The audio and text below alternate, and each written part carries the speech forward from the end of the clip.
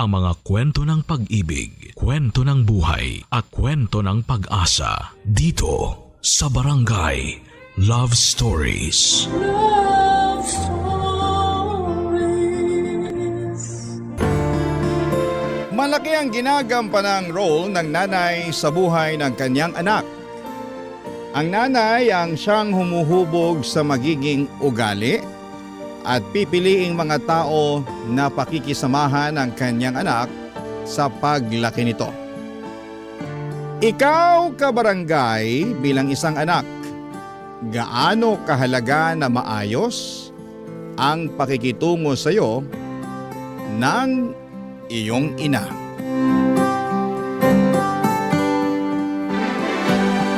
Dear Papa Dudut, ako nga pala si Rose. Sa kasalukuyan ay edad 45 na ako. Hanggang ngayon ay wala akong asawa at walang naging anak. Ang dahilan, ang aking nakaraan. Hayaan niyo akong ibalik ko kayo sa aking pagkabata para maunawaan ninyo ang dahilan kung bakit natakot na akong bumuo ng sarili kong pamilya. 15 anyos ang nanay ko noong ipinagbuntis niya ako. Maagang nabuntis si nanay dahil nagre-rebelde ito sa kanyang nanay noon, na siyang lola ko naman. Mahigpit kasi si lola kay nanay. Bukod pa roon ay masyado itong relihiyosa at madalas ay wala na sa lugar. Sa pagre-rebelde ni nanay, nabuo ako. Gusto sana raw ni nanay na ipalaglag ako pero pinigilan siya ni lola dahil kasalanan daw yon sa Diyos. Ayaw ni nanay na magkaroon ng anak. Sino bang gusto sa edad na 15, hindi ba? Di ba dapat sa ganong edad ay wala kang ibang inaatupag kundi ang pag-aaral at paglalaro? Nang may panganak ako ni nanay, agad niya akong iniwan kay lola. Ang sinabi niya kay lola ay mangangatulong daw sa isang malayong kamag-anak si nanay. Pumayag si lola para siyempre may ipangbili na mga kailangan ko. Pero ginawa lang palang dahilan yun ni nanay para makatakas sa poder ni lola. At mula noon ay si lola nang nagpalaki sa akin. Tulad ng naranasan ni nanay kay lola, napagmalupitan din ako ni lola. Doon ko naintindihan kung bakit nagrebelde si nanay. Malupit, strikto at wala sa lugar ang pagiging relihiyosa ni lola. Pero kahit ganito si lola ay hindi ako nagre-rebelde dahil takot ako sa kanya, Papa Dudut.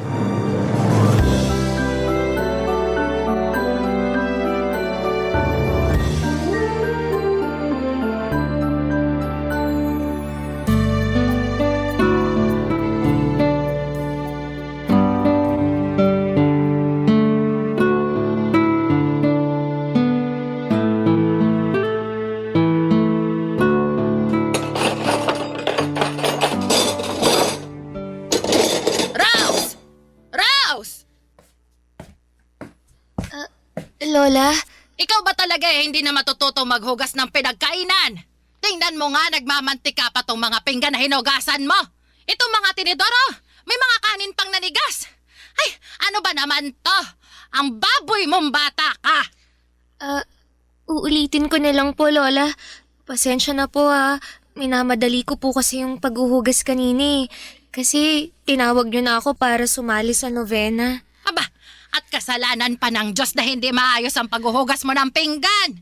Hindi naman po ganun, Lola. Inilapit kita sa Diyos dahil alam kong lalaki kang makasalanan. Tingnan mo nga, 15 anyos ka pa lang. Pero kung makasagot ka na sa akin, ako, talo mo pa ang demonyong may matigas na sungay. Pasensya na po, Lola. Nako, puro na lang pasensya. Lagi na ako nagpapasensya sa yung bata ka, ha? Alam ng Diyos kung paano ako naging mabuti sa'yo. Pero ikaw tong ayaw tumuwid ang asal. Uulitin ko na lang po ang mga hinugasan ko kanina. Sus! Imbes na makatipid sa tubig at bareta, dahil sa katangahan mo, mapapagastos na naman ako. Alam mo ba kung magkano ang presyo ng bareta ngayon sa bayan, ha? Akala mo kasi pinupulot ang pera. Sorry po, Lola. Mabuti sana kung nagpapadala pa ng pera ang magaling mong nanay. Pero hindi! Matapos kang iluwal, ako nang gumagastos para sa lahat.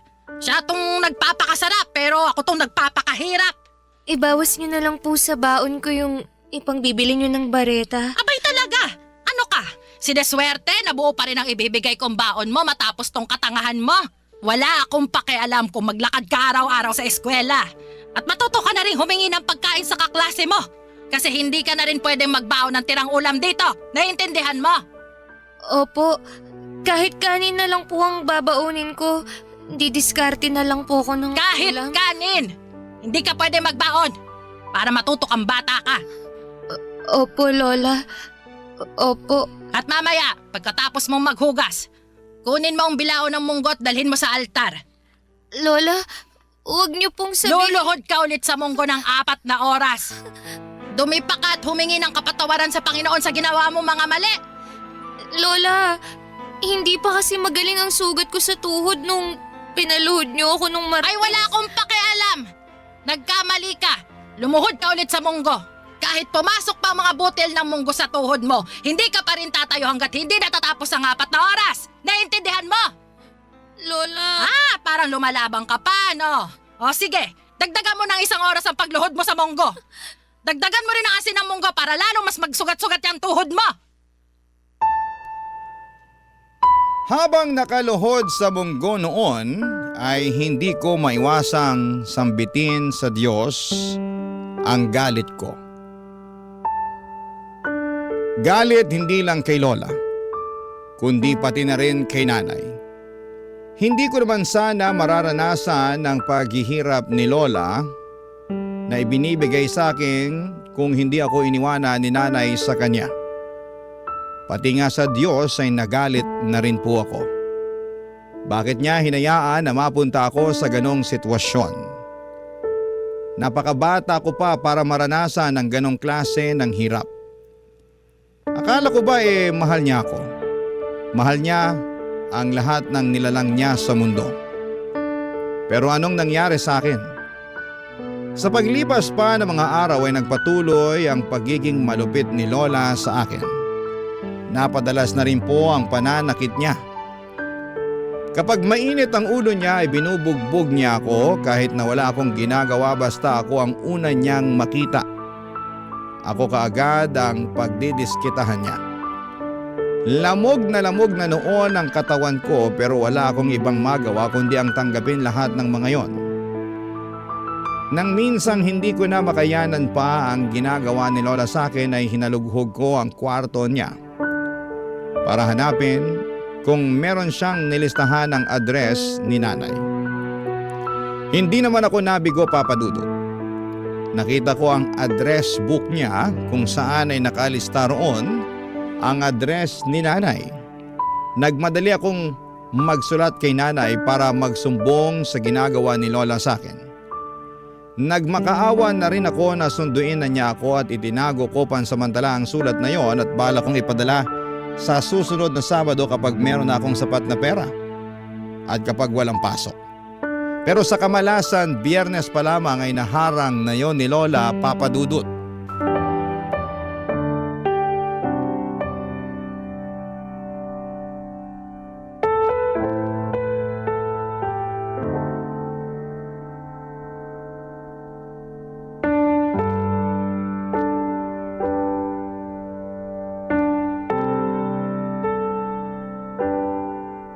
Ano tong sulat na nakita ko sa kwarto mo, ha?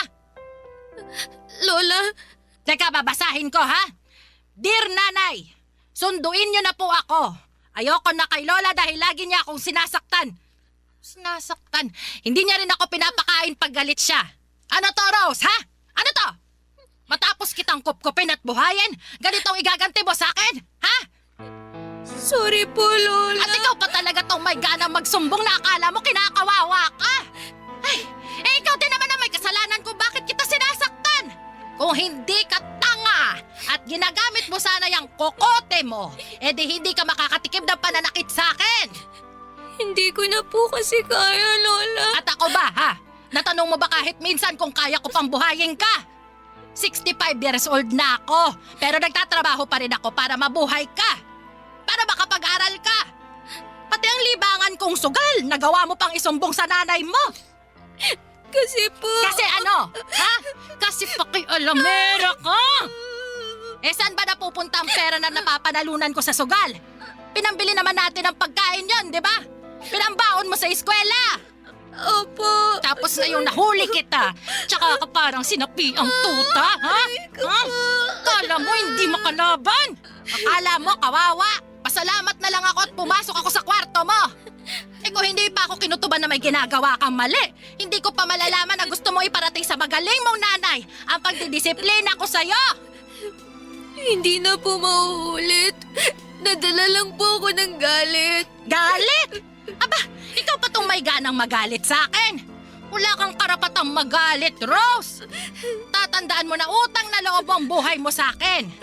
Kung hindi dahil sa akin, pinalaglag ka na niya noon.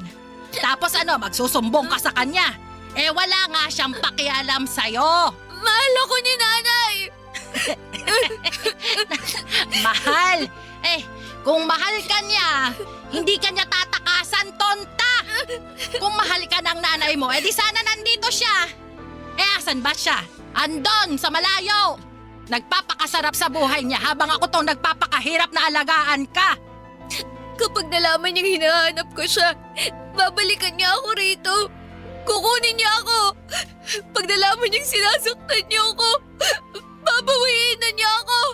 Matatauhan na siya. Eh, bobo ka talagang bata ka, no? Ilusyonada! Hindi ko alam kung saan mo nakuha yung ilusyon mong gusto ka pa rin kunin ng nanay mo. Sinasabi niyo lang yan.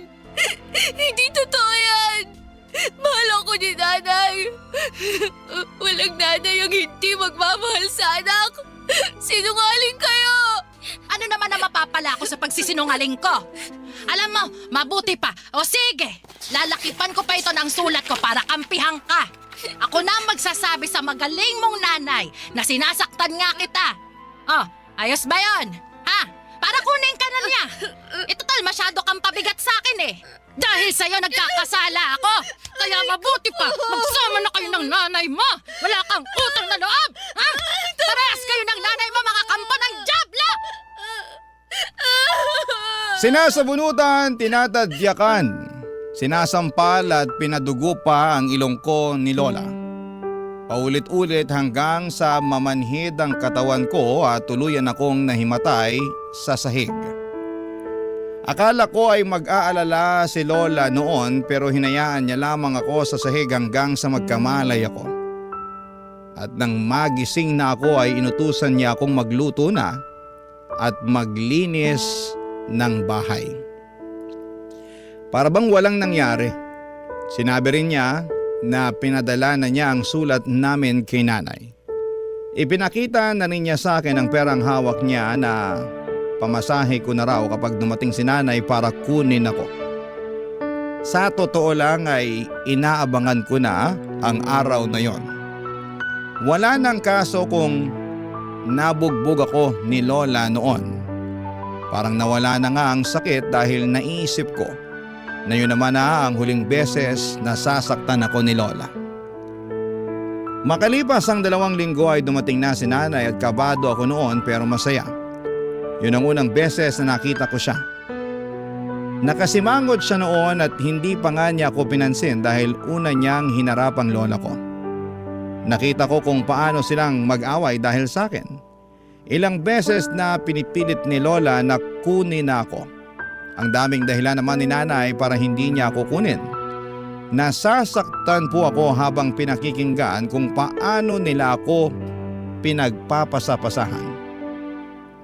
Walang may gustong kumuha sa akin, nakakadurog ng puso. At nang matapos ang kanilang usapan ay sabay silang pumunta sa akin para sabihin kung ano ang naging desisyon nilang dalawa. Barangay Love Stories. Barangay Love Stories. Sa dulo, Papa Dudut, ay napagdesisyonan nilang dalawa na kunin ako ni nanay. Nakahinga ako ng maluwag kahit pansin ko noon na ang sama ng loob ni nanay. Mukhang napilitan lang siya. Nagtalo pa nga sila hanggang sa huli. Umaasa si nanay na malalabanan pa niya si Lola. Pero sabi ni Lola ay sapat na ang panahon na ibinigay niya para alagaan ako. Walang nagawa si nanay at napangiti na lamang ako. Sa wakas ay tapos na ang impyerno sa buhay ko. Inutusan ako ni nanay na iligpit na ang mga dadalhin kong damit. Magkasama sina nanay at lola sa sala. Sinusubukan nilang magkaayos na dalawa bago kami umalis. Panayang sipol ko habang inilalagay sa sako ang mga damit ko. Wala na akong pakialam kung sa sako ko pa ilagay ang damit ko. Basta makaalis lamang ako sa poder ni lola. Kahit bit-bitin ko pa yon, gamit lang ang maliit na braso ko ay titiisin ko. Pinaiwan ni lola ang mga damit na sa tingin niya ay pwede pa niyang ibenta. Ang mga natira lang sa akin noon ay yung mga butas-butas at kupas na. Wala pa rin akong pakialam noon. Kahit wala na akong maisuot na maayos, Papa Dudut, makalabas lang ako ng pintuan ng bahay ni lola ay ayos na talaga. Nang matapos ang pag-iimpake ko ay nilapitan ko na sina nanay at lola, Papa Dudut.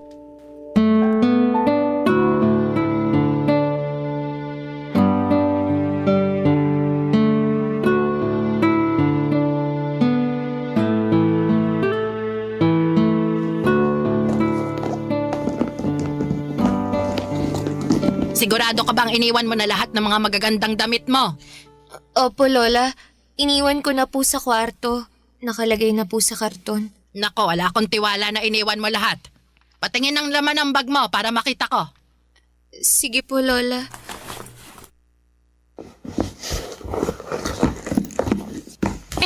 Sinungaling ka naman palang talaga. Hanggang sa huli ilalamangan mo pa akong bata ka, ha? Bakit andito pa ang maong na pantalon na to? Bakit hindi mo isinali sa iiwan mo, ha? Alam mo bang pwede ko pa itong mabenta sa mga apo ng kasamahan ko sa simbahan? Nag-iwan lang po ako ng isang maong na pantalon, Lola. Para may pangpasyal kami ni nanay. Tsaka 2 labahan na lang at kukupas na rin po yan. Pampasyal ninyo ng nanay mo. Umaasa ka ba na ipapasyal ka ng nanay mo eh? Wala ngang pakialam yan sa'yo. Ano ba yan, Nay? Pati ako dinadamay sa pagsisinungaling ng apo nyo. Rose, iwan mo na nga yung maong na pantalon at baka mangisay pa tong lola mo kapag hindi pinagkakitaan ng damit mo.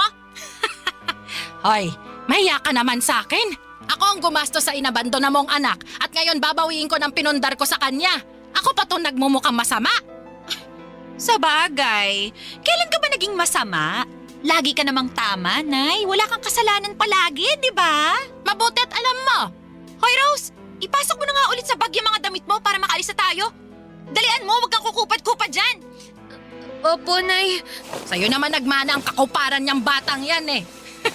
Ngayon, tiisin mong pakisamahan yung anak mong nakamana ng lahat ng pangit mong ugali. Tama na, Nay. Pwede ba? Magpaawat ka naman. Aalis na nga kami, oh. Ayokong tumigil sa kasasalita eh. Bakit ba? May karapatan akong magbunga nga dahil sa konsumisyon na binigay niyo sa aking mag-ina. Eh di sorry. Sorry na. Ako na tong mali sa lahat. Okay na po ba? Hindi pa sapat yung sorry mo sa lahat ng napala ko dahil dyan sa katigasan ng ulo niya. Nay, Lola, tama na po. Huwag na kayong mag-away. Isa ka pa, Rose! Sabat ka ng sabat dyan. Bakit? Kinakausap ka ba? Usapan ng matatanda eh, sumasali ka. Talagang wala ka natutunang tama. Paano may matututunang tama yang si Rose? Wala namang tama sa mga pinagsasabi nyo. Walang utang na loob. Bastos ka! Kailan ba kaya mo, ha? Ang batukan ako? Gusto niyo sampal-sampalin niyo pa ako eh. Sige! Ano, Nay? Eto, oh. Sampalin niyo na ako! Sampalin niyo! Dali! Para makabawi ka na sa lahat ng kasalanan ko sa'yo. Dali na, Nay! Ang lapit na ng pisngi ko, oh. Gawin mo na lang ang kulang, oh. Sampal na! Tama na po, Nay, Lola. Huwag na po kayong magsakitan. Umalis na po tayo, Nay, please. Wala ka naman pala, Nay. Kala ko naman matapang ka. Di mo naman pala kaya kapag hinamon ka. Pasalamat ka at ayoko na madungisan ng huling beses na makikita akong pagmumukha niyong dalawa. Alis! Layas! Wag na kayo magpapakita sa akin kahit kailan! Talaga? Kahit nakasilid ka na sa kabaong mo, hinding-hindi niyo na makikita ang pagmumukha ko! Hinila na ako ni nanay para makaalis na ng bahay ni lola. Hindi niya ako tinulungan sa bit-bit kong sako. Sumakay kami ng jeep papunta ng terminal at hindi niya ako kinakausap. Hindi niya ako tinitignan. Pero panay ang titig ko sa kanya at doon ay napansin ko ang lungkot at pagkalito sa mukha niya. Papa Dudut, alam kong hindi maganda ang naging ending ng pagkikita nila ni Lola. Umaasa pa naman ako noon na bago kami umalis ni Nanay ay magkakaayos pa sila, pero nagkamali ako. Hanggang sa dulo ay nagpuksaan silang dalawa. Sobrang lalim talaga ng galit nila sa isa't isa. At hindi ko maiwasang maisip na dahil sa pagkabuo ko sa mundong ito kaya nagkalamat ang relasyon nilang mag-ina. Nang makasakay na kami ng bus papunta sa bahay ni Nanay ay doon pa lamang niya ako kinausap. Nilatagan niya ako ng mga dapat kong sundin sa bahay niya. Doon din niya inamin sa akin na meron na siyang asawa. Tony ang pangalan at halos 5 taon lang ang bata nito kay Lola. Wala silang anak na dalawa pero meron silang aso na parang tinuturing na nilang anak. At bilin ni Nanay sa akin ay hindi pwedeng malaman ni Tito Tony na anak niya ako sa pagkadalaga. Kailangan daw naming magsinungaling at sabihing pamangkin niya ako at mangangatulong ako sa kanila. Wala akong nagawa noon kundi ang pumayag dahil kung ayaw ko raw ay iiwan na lamang niya ako sa bus at bahala na raw ako sa buhay ko.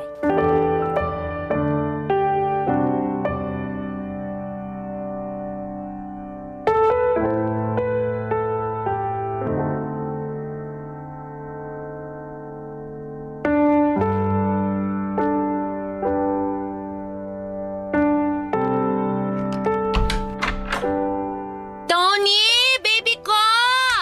Andito na kami ng pamangkin kong si Rose. Mabuti naman at nakauwi ka na, baby. Yung kaso natin, ayaw na naman kumain. Hala, pinagluto mo ba ng manok? Oo, inilaga ako na, pinirito ko pa. Pero mukhang naumay na sa manok eh. Bumili ako ng barbecue, ayaw din. Hey, Ano kaya nangyari dyan? May bukas pa kaya na veterinaryo ngayong gabi? naku, wala na. Nagtingin na rin ako. Di naman siya matamlay eh. Pero sabi ng katrabaho ko, palipasin lang daw ang gabing to eh. Baka busog pa raw kasi o kaya, yun nga, naumay na sa karne. Bantayan na lang daw magdamag para masabihan bukas yung veterinaryo pag ipapacheck up na.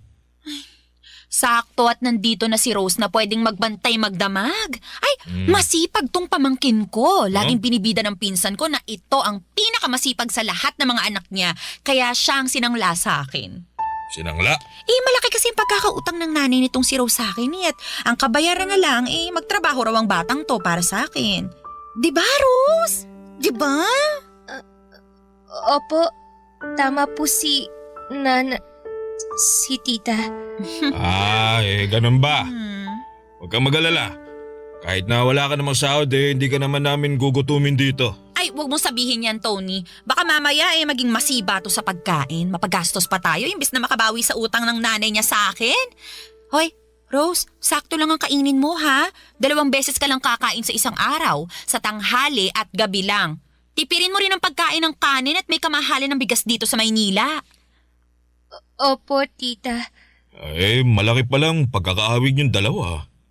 Hindi ko kayo kilala mapagkakamalan ko kayo mag-ina. Tumigil ka nga, Tony. Ang layo naman ang mukha niya sa mukha ko, no? Tsaka tignan mo naman ang kutis namin. Tisayin ako. Ito namang si Rose parang sunog na barbecue. Wala naman sa kulay yan. Napansin ko lang sa hugis ng mga mata at mukha nyo. Halos parehas Wala namang masama lalo't magkadugo naman kayong dalawa. Siya. Huwag na lang nating pagtalunan at baka tuyuin ka na naman at awain mo pa ako. Mabuti naman. Ay, baby ko, pwede bang tignan mo muna yung aso natin habang inaasikaso ko tong si Rose? Bibilinan ko na rin siya ng mga dapat gawin dito sa bahay para alam na niya kung paano gagalaw mamaya. Sige. Mabuti pa nga. Mag-iinit na rin ako ng ulam natin para may makain na tayo. Ay, konti lang ang initin mong ulam ha. Hindi nakakain tong si Rose. Nakarami na siya ng mani at nilagang saging sa bus kanina. Sigurado ka ba? Marami pa naman yung ulam. Pwede pa siyang makisalo sa atin. Sayang naman kung hindi natin mauubos agad baka mapanis na yun. Di kapag nangangasim na, ipakain na natin kay Rose. Ikaw talaga, bebe ko. Puro ka biro O sige na. Maiwan ko na kayong dalawa dyan Asikasuhin ko lang yung aso natin. Hoy, muntikan mo na akong tawaging nanay sa harapan ni Tony ha? Di ba ilang beses na kitang binilinan sa bus na isaksak mo dyan sa utak mo na tita ang itatawag mo sa akin? Kapag nabuko tayo ni Tony, palalayasin talaga kita. Sorry po, Nay. Oo, yan na naman! Nanay na naman! Bobo ka talaga. Tama ang lola mo mahina ang kukote mo. Kaya galit na galit sa'yo ang lola mo dahil dyan sa katanghan mo. Ayusin mo, Rose, ha? Kung lola mo na pagtiisan ka pa kahit papano, pues magkaiba kami. Handa kitang palayasin sa isang beses na magkamali ka. Naintindihan mo? Opo, tita. Dinuro-duro pa niya ang noo ko para raw maalog ang utak ko at rumihistro sa kokote ko na hindi kami mag-ina, na magtiyahin kami. Nasaktan po ako pero ano ang magagawa ko? Andun ako at pumayag na rin naman ako. Unay naging trabaho ko ay ang bantayan magdamag ang aso nilang may lahi. Habang kumakain silang mag-asawa, ako naman ang parang gwardyang nakabantay sa kanilang aso. Aso na kung ituring nila ay mas tao pa kesa sa akin. Maliban na makaramdam ng selos dahil mas anak pa ang turing sa asong yon kesa sa akin. Hindi rin ako hinahayaan ni nanay na makatulog. Kailangang nakabantay ako magdamag sa aso. Baka raw kasi may mangyari kahit sa ilang segundo lamang na pumikit o malingat ako. Nakakainggit kung paanong pakitaan ng pagmamahal ni nanay ang aso niya. Pero ako, kailan ba? Sa pagdaan ng mga araw ay pinaramdam ni nanay sa akin na isa lamang akong katulong. Hindi niya ako pinag-aral at hindi inaabutan ng pera. Ang sabi niya sa akin kung meron mang kailangan tulad ng napkin at iba pang mga gamit na pang babae ay sabihan ko na lamang siya para siya na ang bumili. Iba rin ang pagkain ko sa pagkain nilang mag-asawa. Madalas ay sardinas ang pinapakain sa akin, lalo kapag karne ang ulam nila. Depensa ni nanay ay kailangan nilang magtipid dahil mahirap ang buhay sa Maynila. Nilalagyan na lamang ni nanay ng kaunting cabbage at saka tinutubigan ng marami ang sardinas para kasya sa buong araw na ulam ko. Samantalang habang ang aso nila ay halos maumay na sa pritong manok at barbecue. Barangay Love Stories. Barangay Love Stories. Pinangarap ko noon na makasama si Nanay Papa Dudut. Ang makilala siya at maranasan ang pakiramdam na may nag-aalaga at nagmamahal sa iyo. Matagal kong pinagdasal na iligtas na ako ni nanay mula sa pagmamalupit ni Lola. At nang mangyari po yun, akala ko ay simula na ng kasiyahan at pag-ahon ko. Pero nagkamali ako. Mula noong nasa poder na ako ni nanay ay wala akong ibang naranasan kundi ang paghihirap. Kung ikukumpara, mas pinahirapan ako ni nanay kesa kay Lola. Sa mga salita pa lamang niya na halos hindi na makain pa ng aso, durog na ako. Doon ako madalas napapatanong kung meron ba talagang ganong klaseng ina na papakitaan ka ng masama at hindi ka ituturing na tao. Nagdadalawang isip ako kung kakausapin ko si nanay na ibalik na lamang ako kay Lola o manatili pa rin ako sa poder niya dahil baka naninibago lamang kaming pareho sa ugali ng isa't isa. Hindi ko na alam ang gagawin ko noon, Papa Dudut. Habang hindi pa maayos ang desisyon ko ay nagpatuloy lamang ako sa pagsunod sa mga utos ni nanay sa akin. Sinubukan kong maging perpekto sa bawat galaw ko at sa bawat gawaing bahay. Pero tao lang pala ako. Nagkakamali at hindi palaging pulido ang gawa ko. Naintindihan ko yon pero iba kay nanay. Walang puwang ang pagkakamali sa batas niya. Oras na nagkamali kay paniguradong may parusa at manghang na mga salitang nakaabang. Gaya nalaman nung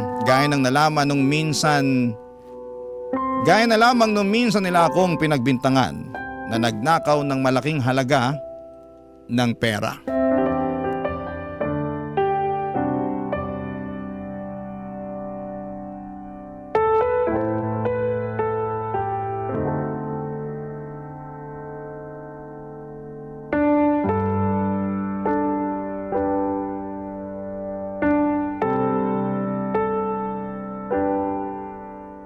nga ulit yung inutos sa akin ni nanay? Maglampaso, tsaka ano nga ulit yun? Siguradong siya nga ang kumuha ng sahod ko. Liga, kausapin natin. Rose! Rose! Ano po yun, Tito? Ilabas mo na ang pera ko!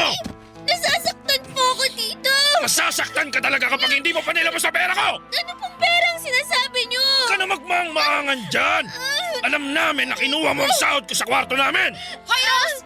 Ilabas mo na! Baka mas lalo ka pa masaktan eh! Dalian mo na! Tita, wala po akong alam tungkol dyan, promise. Wala po talaga. Hindi naman po ako pumapasok sa kwarto niyo eh. Di ba nga bawal akong pumunta ron? Mali ba namin kung pumapasok ka ron kapag wala kami? Ilabas mo na ang pera ko, Rose! Huwag mo na akong gagalitin! Kailangan ko yung pambayad ng renta natin! Tito, wala po talaga akong kinukuha. Mamatay man. Papatayin ka talaga namin kapag hindi ka pa nagsabi ng totoo! Nagsasabi naman po ako ng totoo eh. Maniwala po kayo. Hindi ko po galing magnakaw. Anong hindi? Sabi nga ng tita mo na nagnakaw ka noon sa palengke ng mga chichiri at barya ng mga tindera! Wala pong gano'n, tita. Hindi ka lang pala magnanakaw, sinungaling ka pa ha? Hindi ka talaga aamin, ha? Talagang ginagalit mo kami? Teka lang, ha? Tuturuan ka namin ng leksyon. Tony! Hilahin mo nga yun sa kusina! Dali! Isang ulo ha? Aray! Tama na po! Nasasaktan po ako! Wala po talaga akong kinukuha ang pera niya!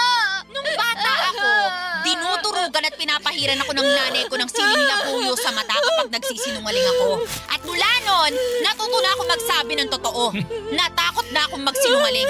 Kaya subukan natin sa'yo ngayon, Rose. Subukan natin! Huwag po, tita! Parang awa niyo na! Wala po talaga akong kinuha ang pera! Tita, maniwala po kayo! Tito, hindi ko po yun gagawin! Nalakot lang naman yung siling yan, di ba? Hindi mo naman tototohaning ipapahid yan sa mata ni Rose.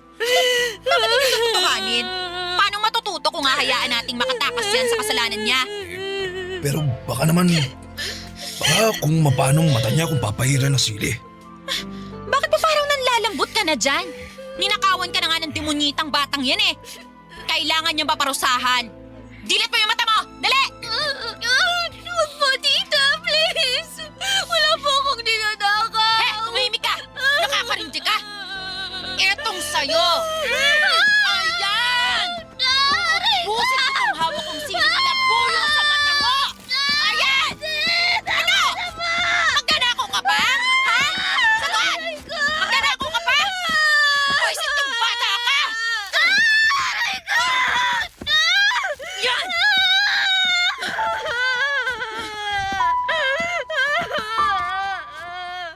Wala akong ninakaw na pera, Papa Dudut.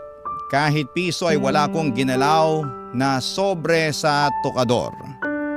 Alam ng Diyos yon, pero bakit hinahayaan niyang pahirapan ako ng nanay ko at pahiran ako ng siling labuyo sa mata? Napakahapdi, napakasakit. Nang matapos si nanay sa pagpahid ng sili sa mata ko ay saka ako binitawan ni Tito Tony at hinayaan akong humiga sa sahig habang nagkukuskus ng mata. Rinig ko ang tawa ni nanay at ramdam ko ang konsensya sa mga tingin ni Tito Tony. Inaya ni nanay na halugugin ang kwarto ko para hanapin ang pera ni Tito Tony. Wala silang nakita roon at paliwanag ni nanay ay mukha raw inubos ko na yon. At itinapon pa ang sobrang pinaglagyan ng pera para walang ebidensya. Naniwala si Tito Tony at inayaan nila ako sa sahig ng kusina. Nanlalabo ang kaliwang mata ko dala ng pagkakakuskus ng siling labuyo. Hindi naging sapat ang pagbabad ko sa malamig na tubig para mawala ang hapdi. Namumula ng lalabo at mahapdi yon. Ilang araw na ganoon ang kalagayan ng mga mata ko at lagi ako nahihilo pero pinipilit kong kayanin na kumilos dahil kailangang patuloy ang pagtatrabaho ko. Parang wala lang kay nanay ang mga nangyari. Panay pa rin ang utos niya at hindi niya alintana ang pamamaga ng mata ko. Kung paanong parang malagatas na ang itsura ng kaliwang mata ko. Panay ang dampi ko ng yelo sa mata ko sa pag-asang mawawala ang sakit at mawawala ang pamamaga at pagkukulay gatas nito. Isang araw habang nasa kusina ako, nagpapahid ng yelo sa mata ay nilapitan ako ni Nanay Papa Dudut.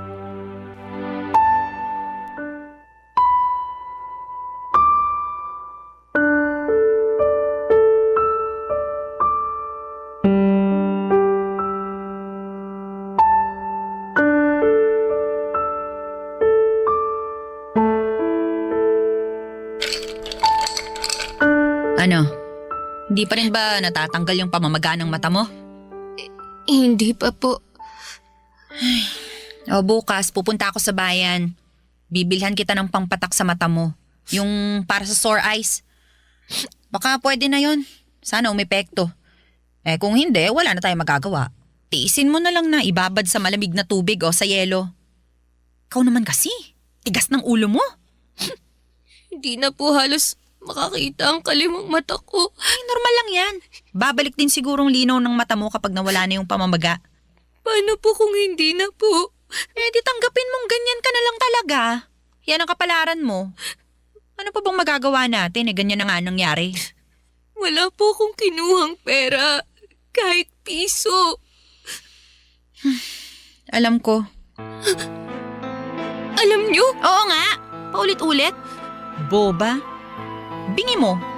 Pero bakit hindi niyo sinabi kay Tito Tony? Bakit hinayaan yung kaladkarin at sabunutan niya ako? Bakit niyo pinahiran ng sili ang mata ko? Bakit ang dami mong tanong? Gusto ko pong malaman. Kasi hindi ko maintindihan kung bakit ganito ang ginawa niyo sa akin. Gusto mo bang makatikim ulit, ha? Talas ng dila mo, ah. Pasalamat ka nga at kailangang inabot mo, eh. Hindi ko naman po dapat ito nararanasan, eh. Kasi wala naman po talaga akong kinukuhang pera. Oo na nga, paulit-ulit. O sige, para matigil na to, aaminin ko na. Ako ang kumuha sa pera ng Tito Tony mo. Po! Hinaan mo yung boses mo. Baka marinig ka ng kapitbahay eh. Nagamit ko sa sugal. Di ko naman kasi alam na mapapatalo ko lahat eh. Bala ko namang ibalik, kaso biglang hinanap ng Tito Tony mo. Hinatakot ako na magalit siya sa akin. Kaya sa akin yung ibinintang. Tama!